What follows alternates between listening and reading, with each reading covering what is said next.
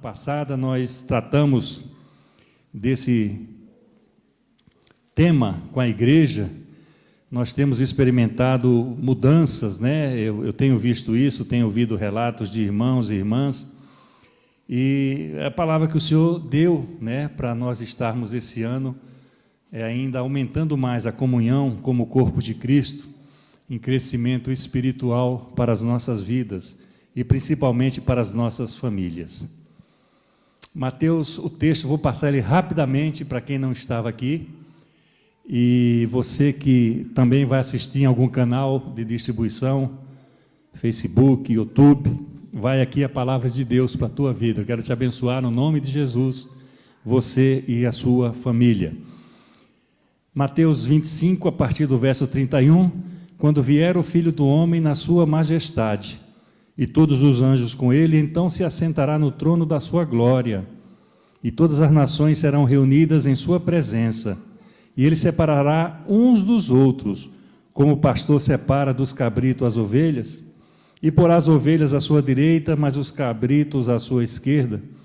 Então dirá o rei aos que estiverem na sua direita: vinde, benditos do meu Pai, entrai na posse do reino que vos está preparada desde a fundação do mundo. Amém? Quando você vê na sua Bíblia de eternidade a eternidade, significa isso, desde o princípio e até o final, está sendo preparado para cada um de nós, para você e para você que vai nos assistindo. Porque eu tive fome e me deste de comer, tive sede e me deste de beber, era forasteiro e me hospedastes, estava nu e me vestistes, enfermo e me visitastes, preso e fostes me ver. Então perguntarão os justos: Senhor, quando foi que te vimos com fome e te demos de comer, ou com sede e te demos de beber? E quando te vimos forasteiros e te hospedamos, ou nu e te vestimos? E quando te vimos enfermo ou preso e te fomos visitar? E o rei responderá: em verdade vos afirmo que sempre que fizeste a um destes meus pequeninos irmãos, a mim me fizestes. Nossa tarefa é mínima, e o Senhor usa a expressão, né, esse rei aí é o Senhor que vai governar a terra. O Senhor usa a expressão dos meus pequeninos.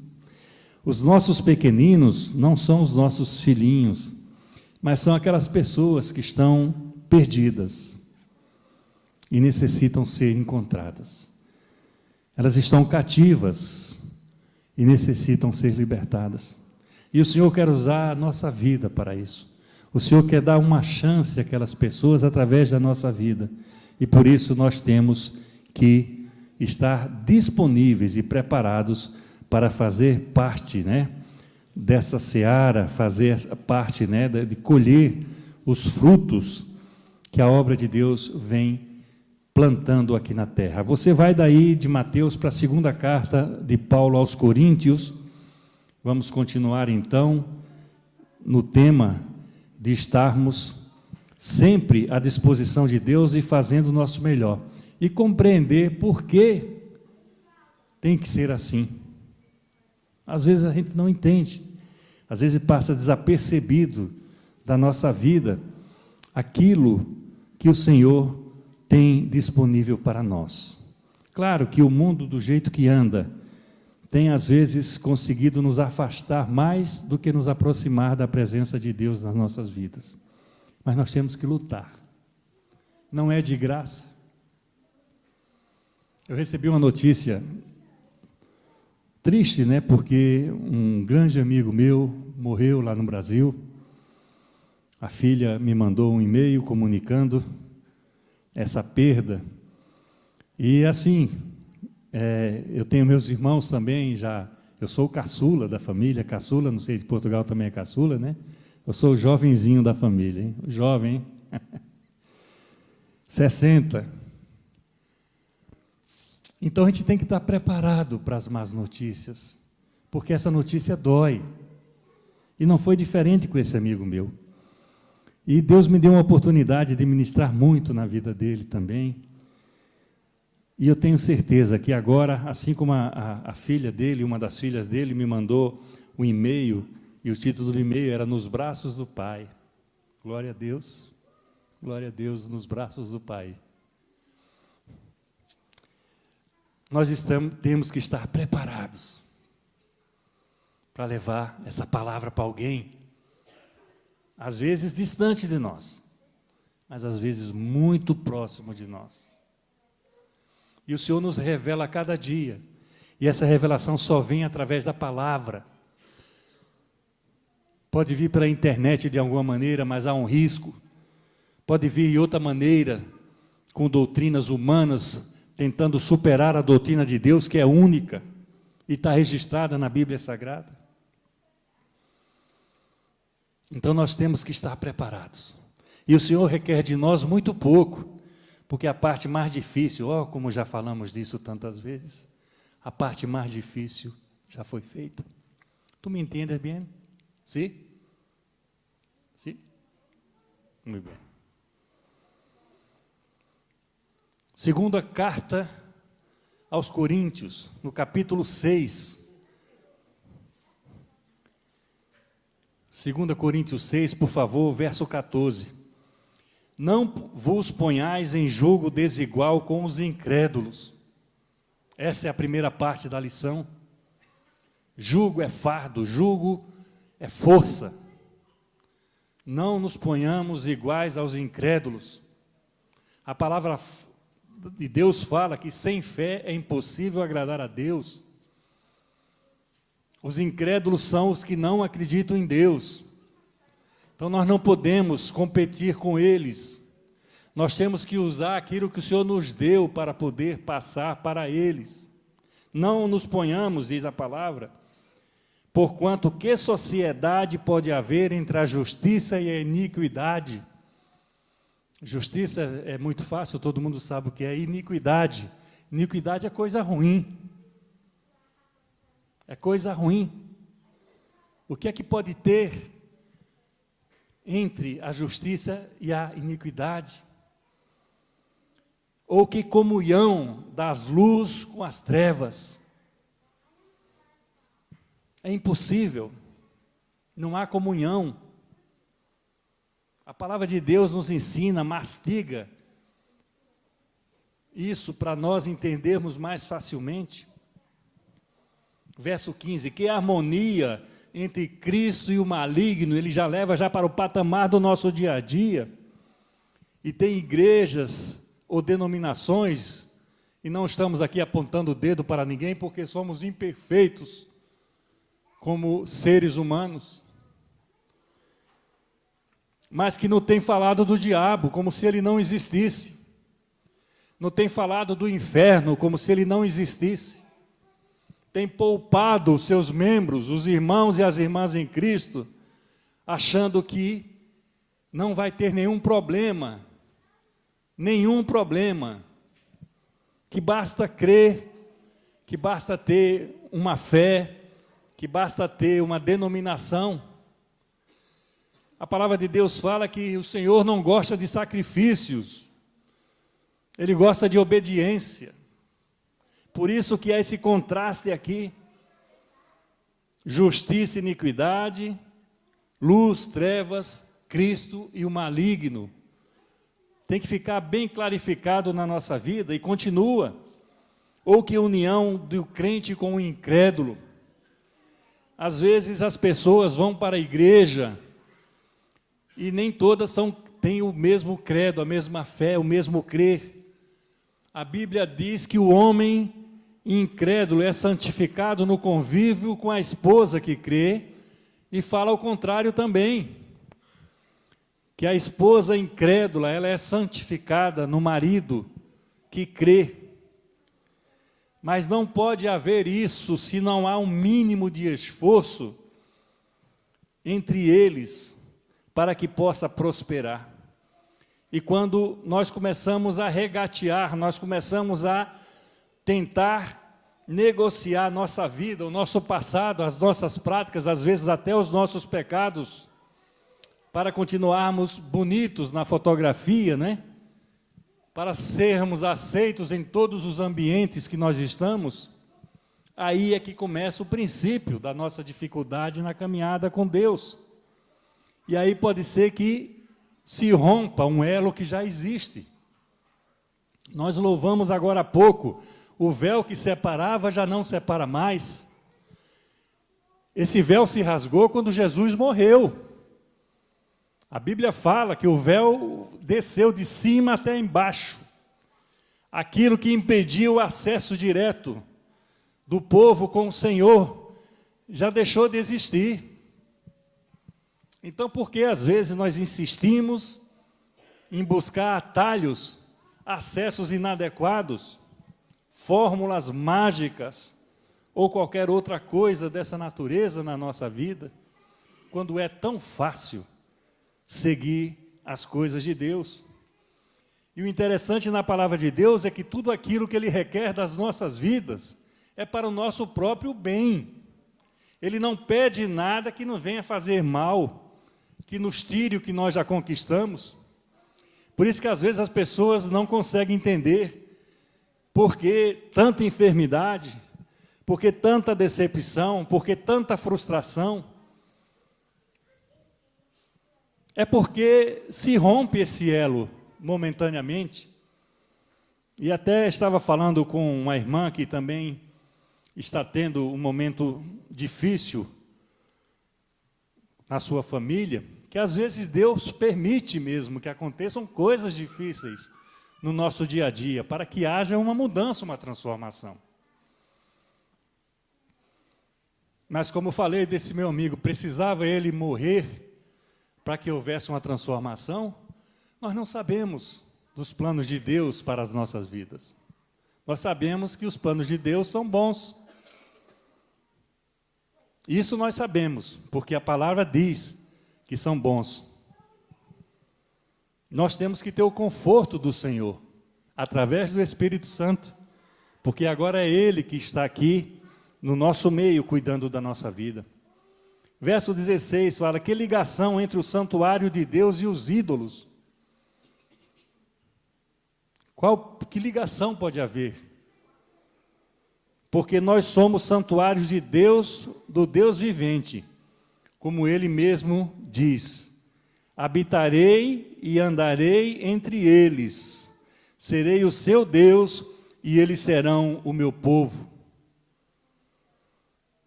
De quem é que Paulo está falando aqui? De quem? Quem vocês acham que Paulo está falando aqui?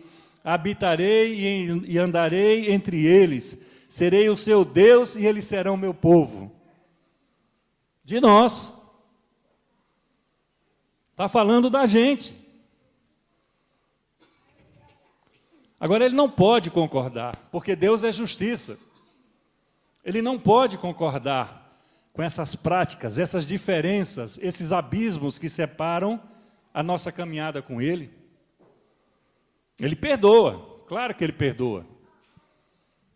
Mas Ele não pode concordar. E às vezes nós insistimos no nosso dia a dia e não obtemos a plenitude do que Deus tem para as nossas vidas. E verso 17, por isso, retirai-vos do meio deles, separai-vos, diz o Senhor, não toqueis em coisas impuras e eu vos receberei. Por que ele fala para nós nos separarmos do pecado, dos pecadores? Ah, pastor, é incoerente, nós não temos que ir buscar os pecadores? Temos sim, mas não temos que andar com eles. Nós temos que resgatá-los do pecado, mas não temos que conviver com eles. É difícil. É difícil compreender. Deus ama o pecador. Ama. Mas odeia o pecado. Odeia. Porque o pecado é treva, o pecado é iniquidade, o pecado separa. E Ele não quer isso para as nossas vidas.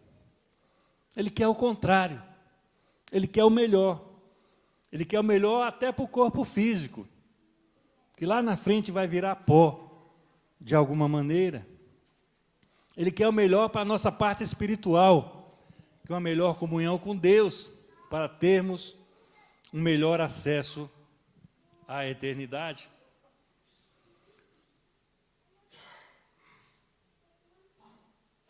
Se nós nos separarmos, diz aqui a palavra de Deus, no final do verso 17, dessas coisas impuras, aqui no contexto da palavra, porque havia muito esse pecado cerimonial, do que era o puro e o impuro, vinha com a lei, com os judeus, mas não vamos entrar nos detalhes teológicos, porque o interesse agora é de compreender por que o Senhor quer nos separar dessa parte que às vezes nós continuamos carregando nas nossas vidas. Serei o vosso pai, e vós sereis para mim filhos e filhas, diz o Senhor Todo-Poderoso.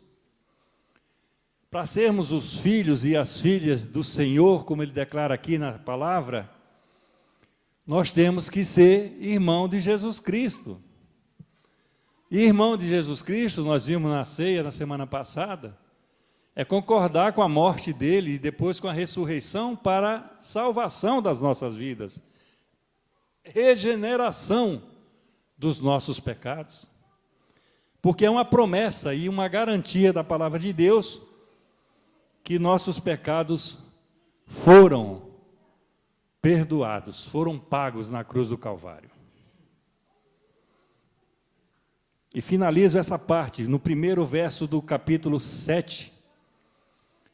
Tendo, pois, ó amados, tais promessas, purifiquemo-nos de toda impureza, tanto da carne como do espírito, aperfeiçoando a nossa santidade no temor de Deus.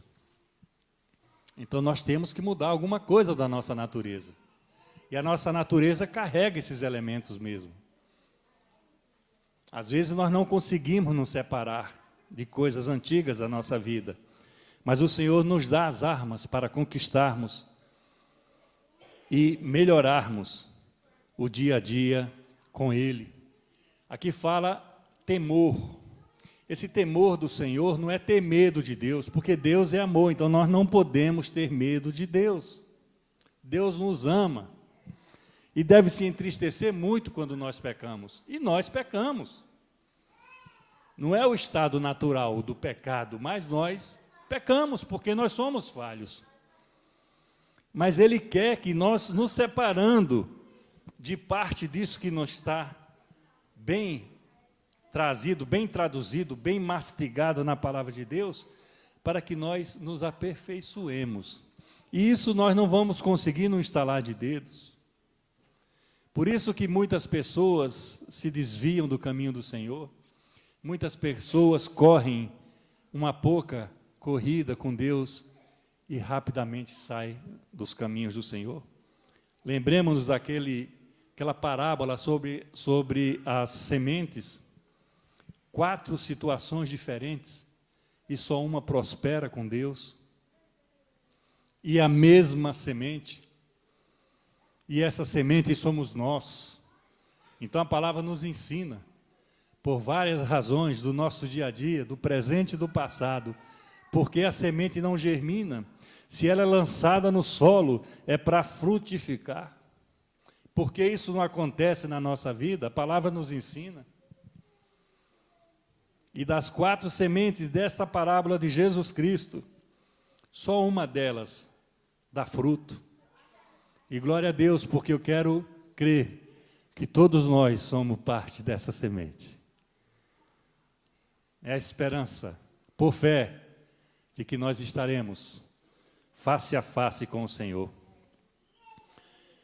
Continue aí na sua Bíblia, folheando. Depois desse livro vem o livro de Gálatas. Mas você não vai ler hoje o livro de Gálatas, ou faça em casa mais tarde. Vá para o livro de Efésios, no capítulo 4.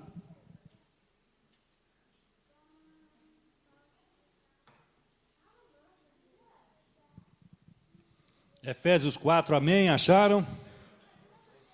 Glória a Deus. É uma carta a outra igreja, em outra circunstância, em outra condição, mas a palavra de Deus é a mesma, o autor é o mesmo, apóstolo Paulo. Efésios 4 começa assim, esse capítulo: rogo-vos, pois, eu, o prisioneiro no Senhor, que andeis de modo digno da vocação a que foste chamado. O apóstolo fala de uma vocação, ou seja, de algo que, por exemplo, nós sabemos disso, nossos filhos, quando crescem, eles escolhem uma carreira para seguir, tentam, às vezes não conseguem, mas eles têm um desejo, seria uma vocação, não é um dom. O dom é outra coisa, o Senhor pode dar até o dom dentro dessa vocação. Então, o apóstolo usa essa linguagem, essa figura de linguagem, foi o que foi traduzido, né, dos textos antigos, porque nós fomos chamados para isso daí. Se você é crente no Senhor Jesus Cristo e acha que tudo isso é por acaso, nós precisamos estar conversando mais tarde, porque não é por acaso, não. Nós estamos aqui por um propósito de Deus. Ele nos escolheu primeiro, diz a palavra. Agora, o amor dele nos faz voltar. Aí ele usa quem ele quer. Ele usa um irmão, uma irmã em Cristo, usa um parente, usa um vizinho, usa um colega de trabalho, usa um profeta, usa um pastor, usa alguém na rua.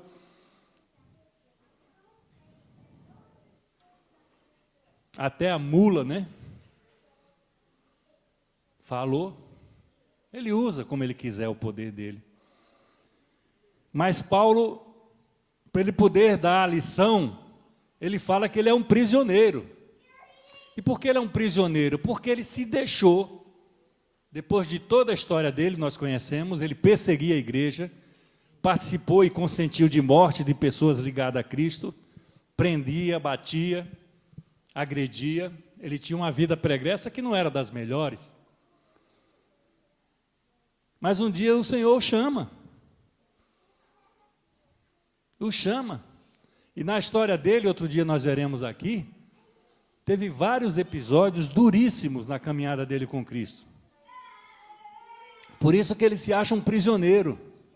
Porque por mais sofrimento que ele tenha passado e carregado, ele queria mais. Ele queria mais de Deus.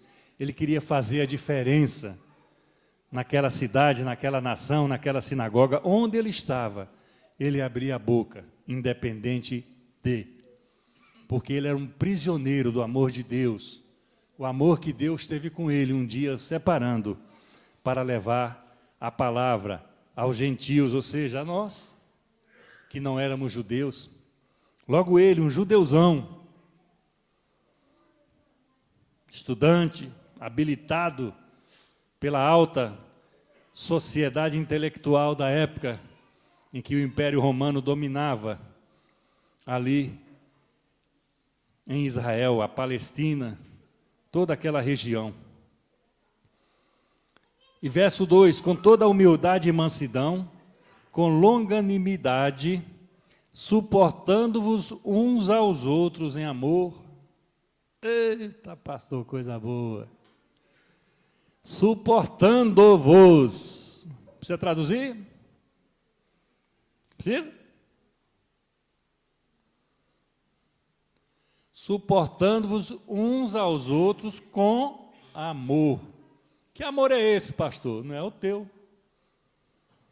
Se você não suporta, você não tem esse amor. Então você tem que buscar esse amor em Deus, que é o amor perfeito. É o ágape, né? Paulo um dia desse falou dos outros amores também. Mas esse amor de nos suportarmos uns aos outros é o amor ágape. O amor que não acaba, apesar de. E aí é que entra, lá na célula, quarta-feira, ali em Wotton, o que a irmã falou para nós, para minha alegria. Ela falou assim: eu sei que o Senhor colocou as pessoas daquela igreja, dessa igreja, como minha família na minha vida. Mesmo eu sendo como eu sou, mesmo eles sendo como eles são, o Senhor me colocou eles como família. Tremendo, né? Aquilo me encheu. Já falei com ela. Falei, vou dizer. Né, irmãzinha? Glória a Deus pela tua vida. Eu sei que a célula está te fazendo muito bem. Eu tenho outros chips que percebem coisas, às vezes, que no dia a dia nós não temos tempo para perceber. E nós temos que exercitar isso todos os dias da nossa vida. Agora, sem Deus na causa, é patinar na maionese, como a gente fala no Brasil. Sem a ajuda de Deus, nós não podemos amar os outros, suportar os outros como eles são. Porque nós queremos, nos outros, a perfeição que nós não temos. Nós queremos o caráter dos outros como um caráter que não é nosso.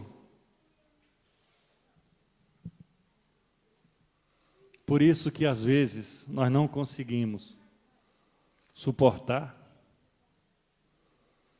É incrível porque nós incorremos até no erro de dizer, olha, eu não tenho nem motivo, mas eu não consigo gostar do fulano. Não sei porquê, mas eu não consigo gostar do cicrano ou da cicrana. Tem cicrana? Tem? Cicrana é a mulher do cicrano. Já passou isso na sua vida? Eu creio que sim.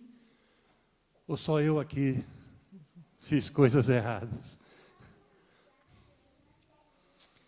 Então a gente precisa pegar, puxar o amor de Deus para dentro da gente. Ele já derramou, mas a treva às vezes está tomando, a iniquidade às vezes está tomando o espaço, o maligno está roubando a semente.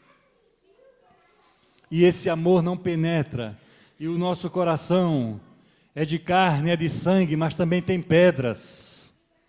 E elas precisam ser removidas, porque é o que sai do coração, do nosso coração, é o que faz mal às pessoas que estão à nossa volta, começando por dentro de casa.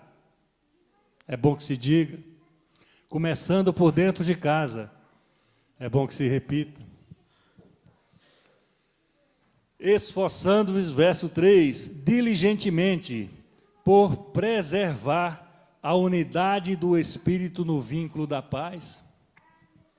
Então é preciso haver um esforço, não basta só querer, eu quero, pastor, eu quero mudar, amanhã eu quero ser outra pessoa. Posso? Pastor, pode. Aí amanhã ela é outra pessoa. Às vezes pior do que era, porque ela não está de mão dadas com Deus, ela está de mão dadas com ela mesma e com as coisas do mundo. Isso é muito fácil de acontecer no nosso dia a dia. Eu e você podemos tropeçar nessa dificuldade. Aí começa aquilo que é o mais importante para prestarmos atenção nesta noite. Há somente um corpo, um só, e um Espírito, como também foste chamados numa só esperança da vossa vocação. Há um só. Deus não divide nada dele com ninguém. Não podemos amar a dois senhores, porque amaríamos um e aborreceríamos de outro, diz a palavra de Deus. Então esse Deus, vamos pôr entre aspas, egoísta, ele não quer ser dividido com ninguém. Ou o trono do nosso coração é dele, ou aquilo que está na nossa mente, no nosso coração, pertence ao Senhor, ou não pertence. A Bíblia usa uma expressão facílima, sim, sim, não, não. Nós não podemos ficar dividindo as nossas coisas, a nossa vida, os nossos desejos, com as coisas do mundo.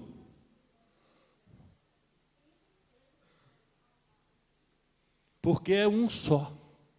E segue o verso seguinte, o verso 5 e o 6. Há um só Senhor, uma só fé, um só batismo e um só Deus e Pai de todos, o qual é sobre todos, age por meio de todos e está em todos. Um só Deus, um só Senhor, um só batismo. É unidade. Então nós não podemos seguir o que o mundo prega, porque o mundo, diz a palavra de Deus, jaz no maligno. A palavra de Deus fala que o príncipe deste mundo é o diabo. Então nós não podemos nos conformar com este século, diz a palavra de Deus. Mas vivemos nele, e aí, pastor? É usar esse receituário, essa bula, e tomar cada dia uma porção diferente. Nós temos visto pessoas que têm que tomar remédio para dormir. Não sei se, às vezes pode até ter uma necessidade, mas é um pouco demais, eu acho. Nós vemos relatos, da Mariane, que tem pais que estão dopando os filhos para não dar trabalho no dia a dia.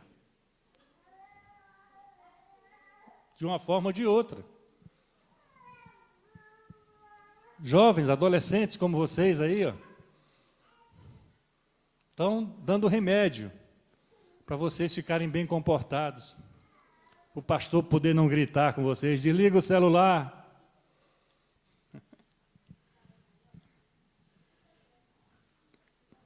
Não está certo. Quando Deus nos dá tudo gratuitamente para o nosso dia a dia melhor. Por quê? Porque é a unidade. Por isso que somos chamados corpo de Cristo.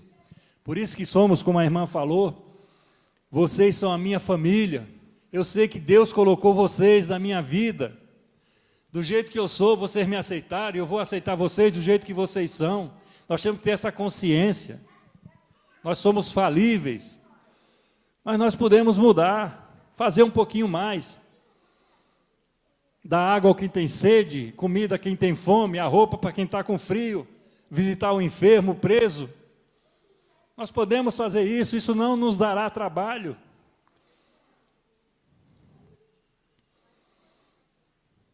E finalmente está aí no seu boletim, mas se você quiser abrir a sua Bíblia, melhor. Esses 3 versículos que está aí na sua primeira página do boletim, está no livro seguinte, de Filipenses. Outra cidade, outra carta, mas o mesmo Deus, o mesmo Senhor, o mesmo batismo, a mesma fé, o mesmo Espírito, a mesma vida. É um livro pequeno, se vocês tiverem tempo durante a semana, quiserem passar a vista nele, mas tem esses 3 versículos. Esse primeiro está no capítulo 2, é o verso 4. Filipenses 2, 4. Não tenha cada um em vista o que é propriamente seu, senão também cada qual o que é dos outros. Entenderam a mensagem? Nós não podemos reter para nós, apenas para nós, as boas novas do Evangelho. Nós temos que passá-las para frente. Nós temos que divulgá-las. Nós temos que atualizá-las a cada dia na vida dos outros. Então não tenhamos isso só para nós, mas com o que é o dos outros também. Será que eles têm o que nós temos?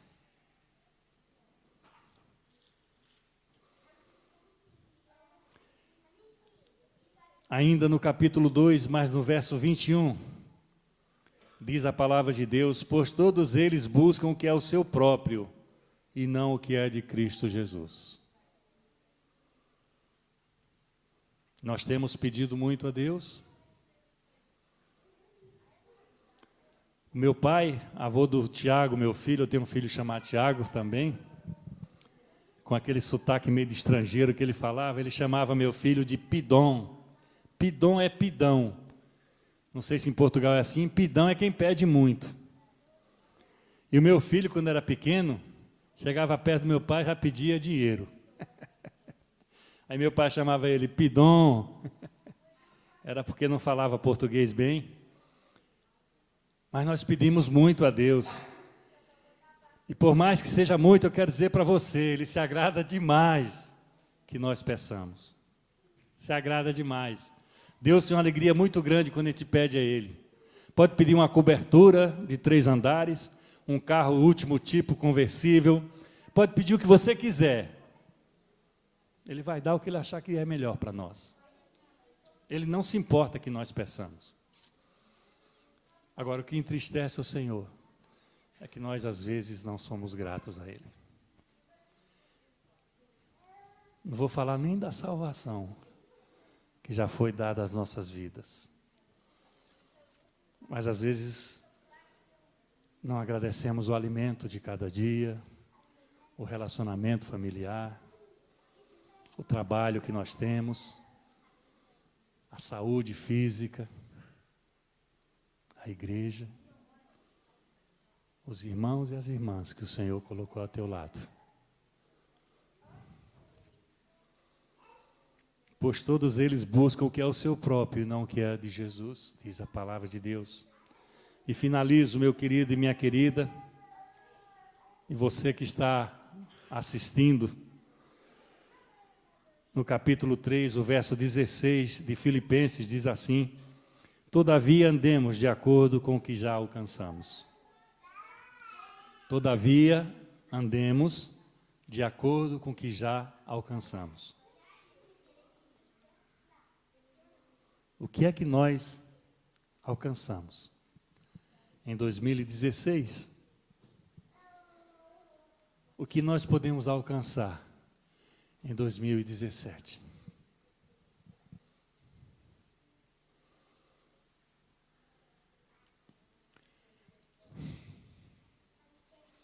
Quando Jesus foi crucificado, a palavra diz que haviam 2 malfeitores, ladrões, criminosos, ao seu lado, e eles blasfemaram, um dos evangelhos relata, de Jesus. Um continuou a blasfêmia, mas o outro se regenerou, reconheceu os seus erros, os seus crimes, e pede perdão, minutos antes de morrer. E conhecia o reino que nós vimos em Mateus na semana passada e começamos a noite de hoje. O reino do Senhor. E pede a Ele para estar com Jesus, na mesma situação da cruz, no reino do Pai. E a promessa de Jesus, diz a palavra de Deus no Evangelho, hoje mesmo, as coisas de Deus são para agora. Quem tem dificuldade, coloque Deus dentro das suas dificuldades, porque as coisas de Deus são agora. E Ele diz, hoje mesmo estarás comigo no paraíso. Era um ladrão, um criminoso. Imagina com nós, filhos e filhas, como vimos na palavra de Deus.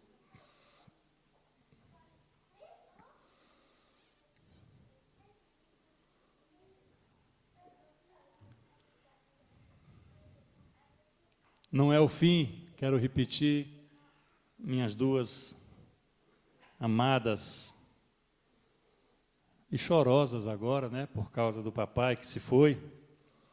Não é o fim.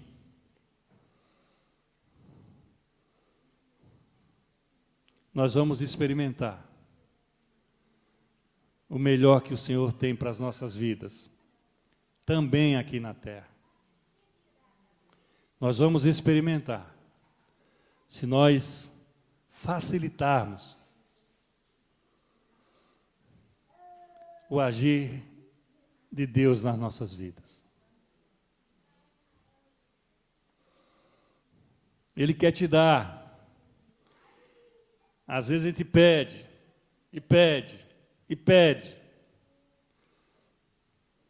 Mas acabou de pedir, você já fecha a porta por onde Ele vai te dar.